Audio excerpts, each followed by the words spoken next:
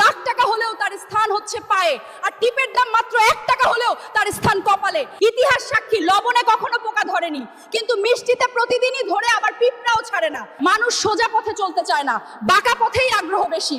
তাই তো মদ বিক্রেতাকে কোথাও যেতে হয় না, কিন্তু দুধওয়ালাকে বাজারে দাঁড়ে দাঁড়ে ঘুরতে হয়। আমরা সর্বদা দুধ বিক্রেতাকে বলে থাকি, দুধে জল মিশাননি তো? আর মানুষ মদে জল মিশে খায়। আজ পর্যন্ত মানুষকে এতটুকুই চিনলাম।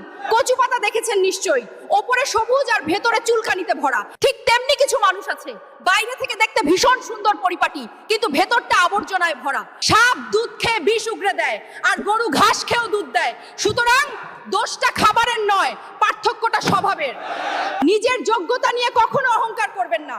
মনে রাখবেন, পাথর কিন্তু নিজের ওজনের জন্য জলে ডুবে যায়। কি আজব দুনিয়া জানেন?